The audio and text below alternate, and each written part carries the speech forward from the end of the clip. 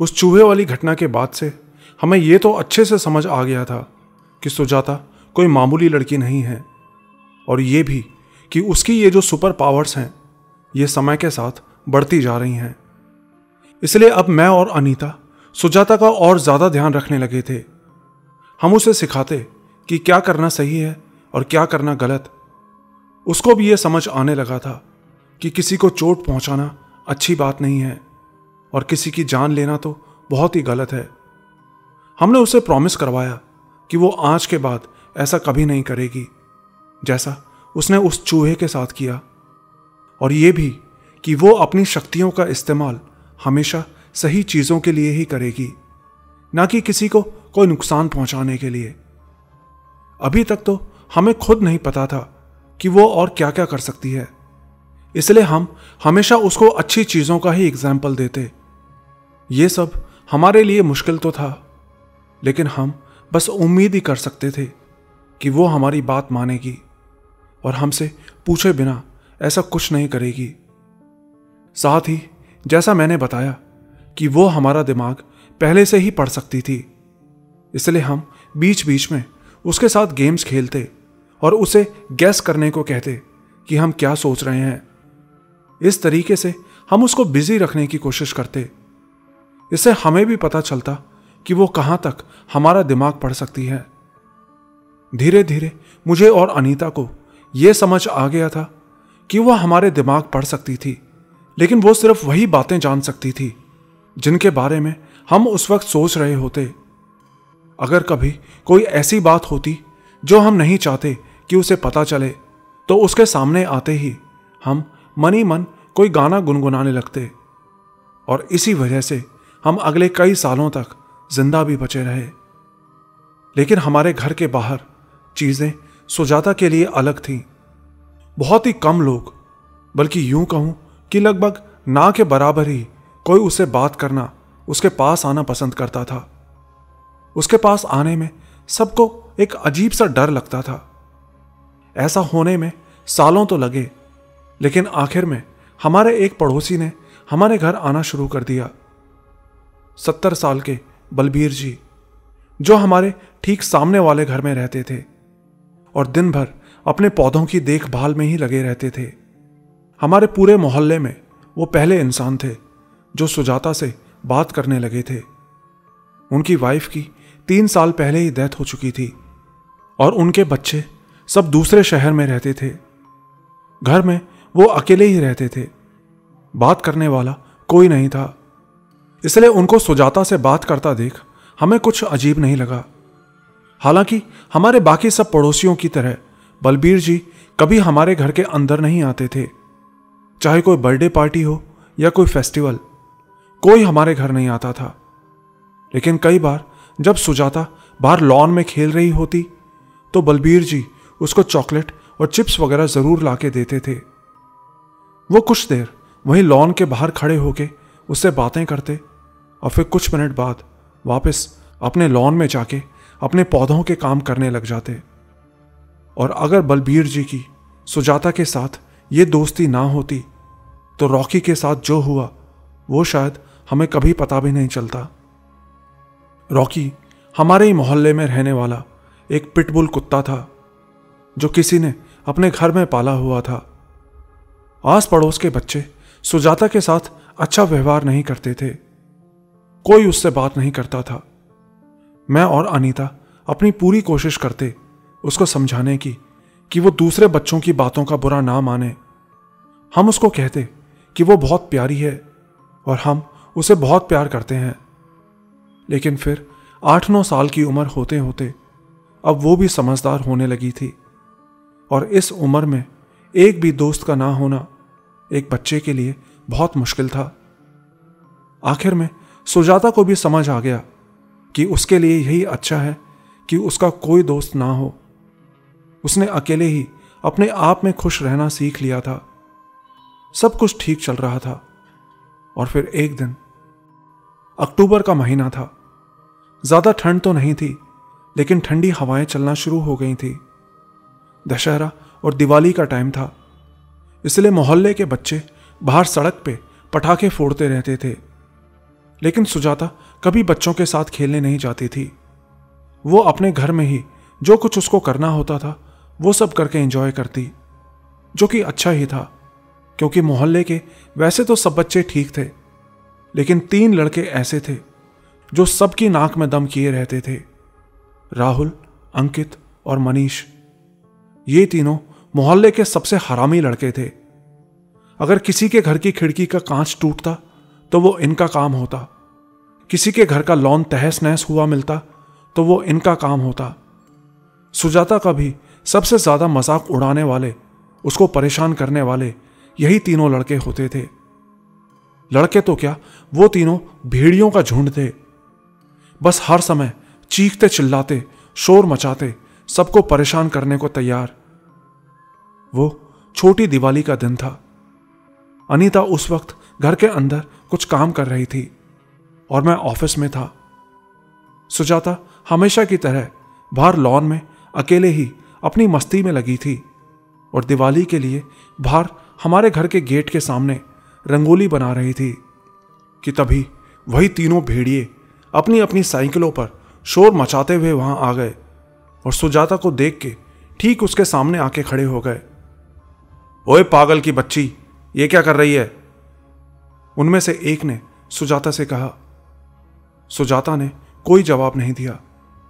ओए, पागल के साथ साथ बहरी भी हो गई है क्या? सुना नहीं तूने? सुजाता ने फिर से कोई जवाब नहीं दिया। अब उनमें से एक लड़के ने अपनी साइकिल से उतर के सामने उस रंगोली के पास जाके, जिसको सुजाता ने इतने दिल से बनाया था, उस रंगोली के ऊपर पेशाब कर दिया और जोर जोर से हंसने लगा। सुजाता एकदम से पीछे हो गई, लेकिन उन तीनों का मन इतने से नहीं भरा। उनमें से एक ने अपने पालतू उस पिटबुल कुत्ते रॉकी को भी साथ में लिया हुआ था। वो कुत्ता इतना खतरनाक था कि लोग उनके घर के सामने से निकलने में भी डरते थे। यहां तक कि कुरियर वाले भी उनके घर में कुरियर देने नहीं जाते थे। वो कुत्ता हर समय लोगों को काटने खाने को तैयार रहता था। कुत्ते के गले में चेन थी जिसे उनमें से एक लड़के ने पकड़ा हुआ था, लेकिन चेन में बंधा हुआ भी वो सुजाता की तरफ देख के बुरी तरह गुर्रा रहा था, जैसे अभी उसको खा जाएगा। ये देख के वो लड़का सुजाता का मजाक उड़ाते हुए बोला, ये देखो, रॉकी भी इस पागल को पसंद नहीं करता। कुत्ते के मुंह से गुस्से से झाग निकल रहे थे। वो बस सुजाता की तरफ झपटने को तैयार था। रॉकी ने बहुत दिनों से किसी को काटा नहीं है, लगता है आज ये किसी को काट के ही जाएगा। वो तीनों सुजाता को डराते हुए बोल रहे थे। वो कुत्ता भी चेन पूरी ताकत से खींच रहा था सुजाता के ऊपर हमला करने के लिए। सामने रहने वाले बलबीर जी ये सब अपनी आंखों से होता हुआ देख रहे थे, लेकिन सुजाता के चेहरे पर कोई डर नहीं था, बल्कि पीछे हटने के बजाय सुजाता ने आगे उस कुत्ते की तरफ एक कदम बढ़ाया। ए पागल लड़की, क्या कर रही है? पीछे हो, ये खा जाएगा तेरे को। वो लड़का एकदम से पीछे होता हुआ बोला, लेकिन सुजाता की आंखों में डर नहीं था, उसकी आंखों में गुस्सा था, जैसे किसी कातिल की नजरों में होता है। और वो सीधा उस कुत्ते की तरफ देखे जा रही थी। वो कुत्ता जो उसके वजन से भी ज्यादा भारी था। कुत्ता पूरी कोशिश कर रहा था चेन से छूटने की, और सुजाता एक टक उसको घूर घूर के देखे जा रही थी। और तभी वो चेन टूट गई, लेकिन चेन टूटते ही कुत्ता आगे सुजाता की तरफ झपटने के बजाय एकदम से सड़क के दूसरी तरफ भागा। और तभी पता नहीं कहां से एक ट्रक स्पीड में वहां आ गया और उस कुत्ते को कुचल दिया। वो खतरनाक कुत्ता रॉकी ट्रक के नीचे इतनी बुरी तरह कुचला गया था कि उसकी चटनी बन गई थी। और इस पूरे टाइम सुजाता एक टक उसी की तरफ देखे जा रही थी। ये सब बलबीर जी ने बाद में हमें बताया। बलबीर जी ने बताया कि यूं तो उन्होंने बहुत बार सुजाता से बात की थी और उसको देखा था, लेकिन उस वक्त उसके चेहरे पर जो लुक था ना, वो देख के तो वो खुद भी एक बार के लिए डर गए थे। उस कुत्ते के मरते ही लोगों की भीड़ वहां इकट्ठा हो गई, लेकिन सुजाता सीधा घर के अंदर आ गई। बाहर का शोर सुन के अनीता भी बाहर देखने के लिए गई। अगले दिन बलबीर जी जब हमारे घर आए और ये सब बताया तो उन्होंने एक और बात हमें बताई। उन्होंने बताया कि मरने से पहले उन्होंने उस कुत्ते को देखा था कि कैसे अजीब ही अननेचुरल तरीके से उसकी गर्दन पीछे की तरफ मुड़ गई थी, जबकि कुछ सेकंड्स पहले तक वो सुजाता को फाड़ के खाने को तैयार था। फिर करीब 1 हफ्ते बाद बलबीर जी ने अपने लॉन में काम करते हुए देखा कि उनके लॉन में लगे सबसे सुंदर गुलाब के फूल अचानक से काले पड़ गए। उस वक्त सुजाता सामने अपने बेडरूम की खिड़की पे खड़ी थी और उनके लॉन की तरफ देख रही थी। उस कुत्ते वाली घटना के बाद से सुजाता थोड़ी नहीं बदली थी, बल्कि बिल्कुल बदल गई थी। वो गुस्से और दरिंदगी वाला लुक जो पहले कभी कभी उसके चेहरे पे आता था, वो अब जैसे परमानेंट ही उसके चेहरे पर रहने लगा था। हाँ, बीच बीच में वो थोड़ा नॉर्मल भी होती थी, जिससे हमें भी ये तसल्ली होती थी कि हमारी बेटी अभी भी हमारे साथ है। हमने उसे बहुत से थेरेपिस्ट और डॉक्टर्स को दिखाया, इस उम्मीद में कि शायद इन सब डॉक्टर्स और थेरेपिस्ट की मदद से वो उन सब शैतानी ख्यालों से लड़ पाए जो उसके दिमाग में उमड़ते रहते थे। लोगों को नुकसान पहुंचाने के ख्याल, मारने के ख्याल, और शायद हमारी प्यारी इकलौती बेटी नॉर्मल हो सके। लेकिन इन सब तमाम डॉक्टर्स को दिखाने के बदले हमें जो मिला वो थी उन सब अजीब अजीब बीमारियों की लिस्ट जो हमारी बेटी को बताई गई थी। साइकोसिस, bipolar disorder, depression, ADHD, schizophrenia और भी पता नहीं क्या क्या। कोई भी डॉक्टर उसको मुश्किल से 3-4 बार देखता और फिर आगे किसी बड़े डॉक्टर के पास रेफर कर देता। कुछ टाइम बाद मैंने और अनीता ने भी मान लिया कि मेडिकल ट्रीटमेंट से कुछ नहीं होने वाला। ये कोई ऐसी बीमारी नहीं थी जिसका दवाइयों से इलाज हो सकता था। इस छोटी सी उम्र में किसी भी दोस्त का ना होना, ऊपर से लगातार दूसरे बच्चे उसका मजाक उड़ाया करते थे। सुजाता को पल पल अंदर ही अंदर घुटते हुए मैं अपनी आंखों से देखता था, लेकिन हम कुछ नहीं कर सकते थे। उस कुत्ते के मरने वाली घटना के बाद कुछ टाइम तक तो उन लड़कों ने सुजाता को परेशान नहीं किया, लेकिन बच्चे कहाँ ज्यादा समय तक चीजों को याद रखते हैं। कुछ ही टाइम बाद उन तीनों के अलावा बाकी बच्चों ने भी सुजाता को परेशान करना शुरू कर दिया। हम हर संभव कोशिश करते अपनी बेटी को इन सब चीजों से बचाने की। मैं उसकी टीचर से बात करता, सुजाता को भी हम समझाते कि अगर कोई उसको परेशान करे तो वो सीधा टीचर्स के पास चली जाए। हम उसको योगा प्रैक्टिस करवाते कि शायद उसके दिमाग को कुछ शांति मिले। लेकिन इस बीच हम उसके स्कूल में और आसपास कई तरह की चीजें नोटिस करने लगे। उसके स्कूल में मैं जब भी जाता तो देखता कि बहुत से बच्चों के हाथ पैरों में प्लास्टर चढ़े होते थे। किसी का हाथ टूटा होता तो किसी का पैर। ना सिर्फ स्कूल में बल्कि हमारे मोहल्ले के पार्क में भी, जहां कभी कभी सुजाता खेलने चली जाती थी, वहां भी पता चलता कि बहुत से बच्चों का एक्सीडेंट हो गया है। और ये सब के सब वो बच्चे होते थे जो सुजाता को परेशान करते थे, उसको चिढ़ाते थे। जाहिर था यह समझना मुश्किल नहीं था कि उनके साथ क्या हुआ होगा। सुजाता से तो इस बारे में पूछने का कोई मतलब ही नहीं था, बल्कि उसके सामने तो हम इस बारे में सोच भी नहीं सकते थे। वजह यह नहीं थी कि हम उसको इन सब बातों को करके परेशान नहीं करना चाहते थे, बल्कि सच बताऊं तो हमें खुद उससे डर लगता था कि कहीं हमारी किसी बात से वो नाराज ना हो जाए और हमारे साथ ही कहीं ऐसा कुछ ना कर दे। कभी कभी तो वो बिल्कुल नॉर्मल होती थी, लेकिन कई बार तो उसका पारा ऐसे 7वें आसमान पे होता था कि हमारा एक गलत ख्याल भी उसको बहुत गुस्सा दिला दे। इसलिए सब कुछ देखते और समझते हुए भी हम उससे कुछ नहीं कहते थे। अगले कुछ ही महीनों में वो तीनों लड़के जो उसको सबसे ज्यादा परेशान करते थे, उन सबके भी एक एक करके हाथ पैर टूट गए। सच बताऊं तो उन तीनों लड़कों की हालत पे तो मुझे जरा भी दुख नहीं था। अगर सुजाता ये ना करती तो एक दिन मैं ही उनकी हड्डियां तोड़ देता। लेकिन यहां तक तो फिर भी चीजें मैनेजेबल थीं। फिर कुछ महीनों बाद मैंने और अनीता ने नोटिस किया कि उन तीनों में से एक लड़का अंकित गायब हो गया है। हालांकि बाकी के वो दोनों हरामी फिर भी बीच बीच में जब सुजाता बाहर लॉन में होती तो आते जाते उस पर कमेंट मार के चले जाते थे। लेकिन वो तीसरा लड़का अंकित, जो पहले हर समय उन्हीं दोनों के साथ रहता था, वो तो एकदम से दिखाई देना बंद हो गया। वो कुत्ता रॉकी इसी लड़के का ही पालतू कुत्ता था। मुझे डर था कि कहीं सुजाता ने तो कुछ नहीं कर दिया। लेकिन प्रॉब्लम ये थी कि मैं डायरेक्टली उसके घर जाके तो पूछ नहीं सकता था। लेकिन फिर कुछ ही दिन बाद हमें हमारे अखबार वाले से पता चला कि वो लोग तो घर खाली करके कहीं और चले गए हैं। अचानक से किसी को नहीं पता कि उन्होंने ऐसा क्यों किया, ना उन्होंने किसी को कुछ बताया। बस एक दिन अचानक से सारे घर का सामान लेकर उस घर पे ताला लगा के चले गए। आसपास के किसी पड़ोसी को उनके जाने का दुख नहीं था।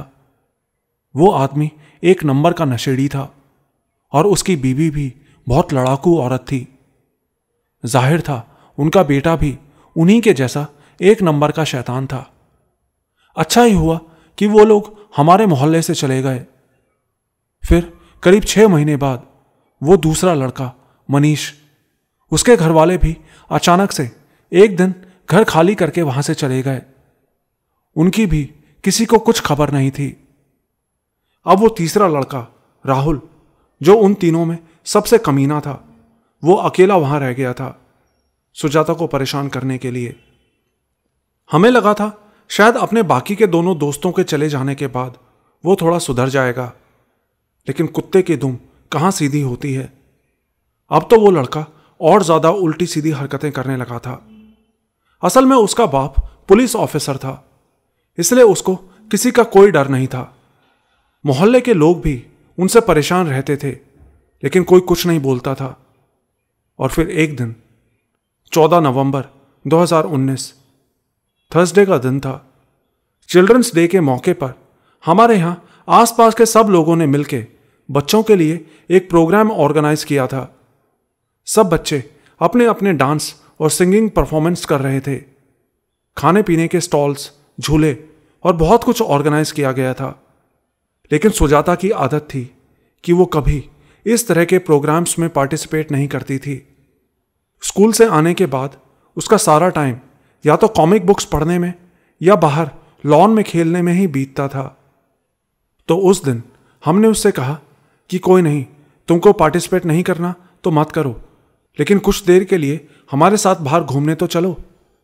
असल में मैं और अनीता बाहर बच्चों के परफॉर्मेंसेस देखना चाहते थे और हम सुजाता को घर पे अकेला नहीं छोड़ना चाहते थे। वो चलने के लिए तैयार हो गई। साथ में वो अपनी एक बुक भी ले गई थी। कुछ घंटे हमने अच्छे से पूरा प्रोग्राम एंजॉय किया। इस बीच सुजाता तो पूरा टाइम बस अपनी बुक में ही खोई हुई थी। फिर प्रोग्राम खत्म होने के बाद हम वहां लगे स्टॉल्स पे खाना खाने के लिए जाने लगे। असल में हम हमेशा कोशिश करते थे कि हम सुजाता को भीड़ भाड़ से दूरी रखें। इसलिए जब हम खाना खाने गए तब तक ज्यादातर लोग खाना खा के वहां से जा चुके थे। थोड़े बहुत लोग ही बचे थे और तभी वो लड़का राहुल वहां आ गया। हरामी तो वो था ही, लेकिन यूं सबके सामने बदतमीजी करने की उसकी हिम्मत होगी, हमने ऐसा सोचा नहीं था। ओए पागल की बच्ची, तू यहां क्या कर रही है? तेरे को किसने बुला लिया यहां पे? वो दूर से ही चिल्ला के सुजाता से बोला। उसकी बात सुन के मुझे तो बहुत तेज गुस्सा आया। ए लड़के, चला जाए यहां से, नहीं तो तेरे पापा से शिकायत करूंगा। मैंने भी उस पर चिल्लाते हुए कहा, चुप बे बुड्ढे, तुम सबके सब पागल हो। लगता है तुम्हारा पूरा खानदान ही पागल है।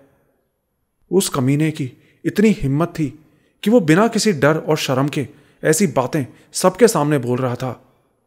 मन तो किया कि अभी जाके इसका मुंह तोड़ दूं, लेकिन अनीता ने मेरा हाथ पकड़ लिया। मुझे आगे आता देख वो अपनी साइकिल लेके वहां से भाग गया।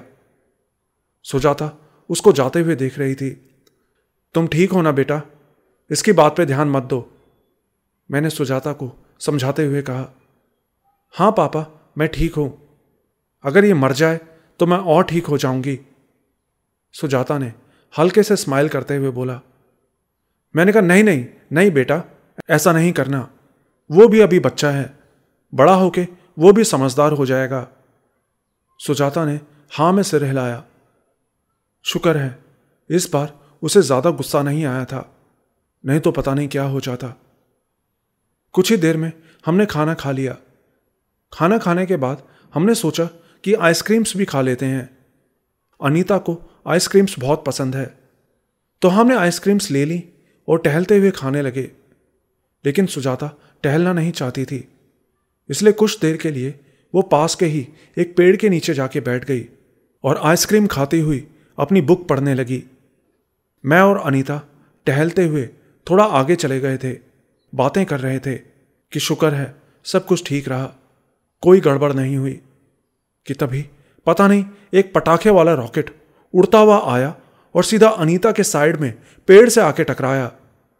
रॉकेट की आवाज सुन के हमने झट से उस तरफ देखा तो देखा कि वही लड़का राहुल हाथ में कई सारे रॉकेट्स लिए सुजाता की तरफ फोड़ रहा था।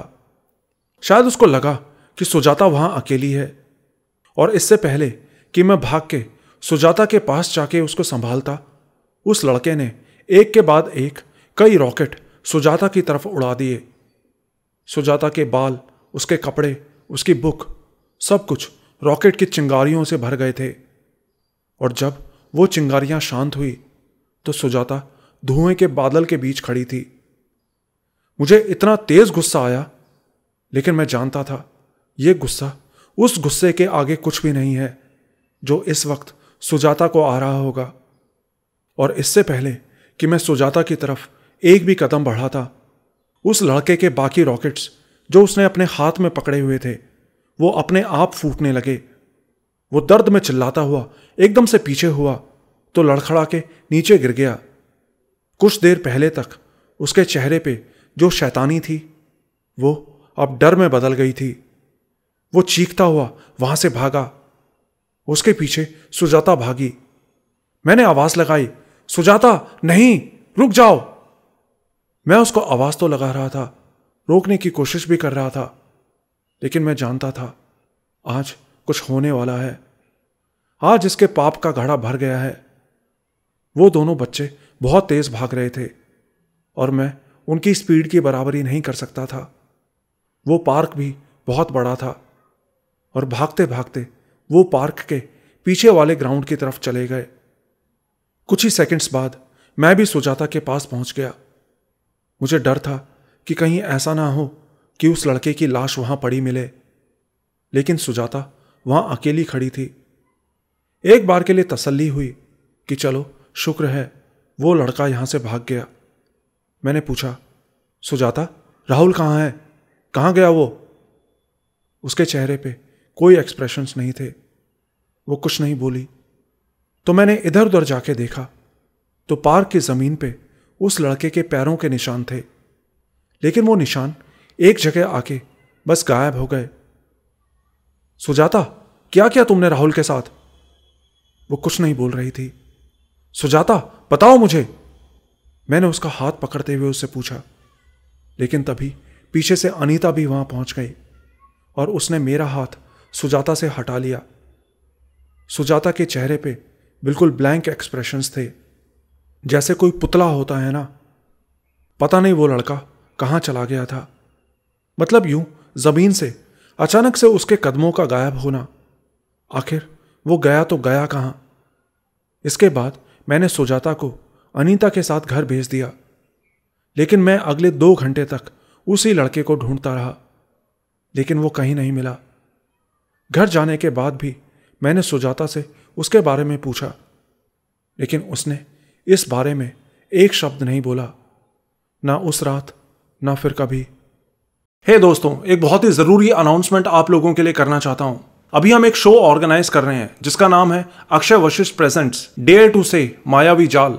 एक ऐसा शो जहां हम अपने साथ अपने सब्सक्राइबर्स को भी एक ऐसी हॉन्टेड लोकेशन पर लेकर जाएंगे जहां उन्हें रियल हॉन्टेड पैरानॉर्मल एक्सपीरियंस करवाया जाएगा। पूरी डिटेल्स जल्दी से मैं आपको बता देता हूं। आपके फेवरेट टॉप 5 हॉरर क्रिएटर्स एक ऐसी लोकेशन पर जाएंगे जहां पर आप उनकी टीम में होंगे और एक्सपीरियंस करेंगे भूतों का और पैरानॉर्मल का। लोकेशन पर जाने के बाद बहुत सारे टास्क होने वाले हैं जो कि होंगे बहुत ही मजेदार और बहुत ही हॉन्टेड। साथ ही कुछ और जरूरी चीजें आप लोगों को बता देता हूं।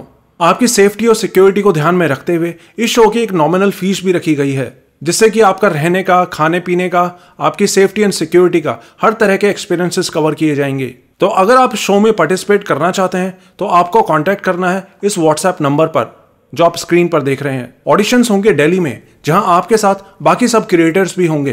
तो इस मौके को बिल्कुल भी हाथ से ना जाने दीजिए और जल्दी से रजिस्ट्रेशन कीजिए और हम मिलेंगे दिल्ली में आपके ऑडिशंस पर।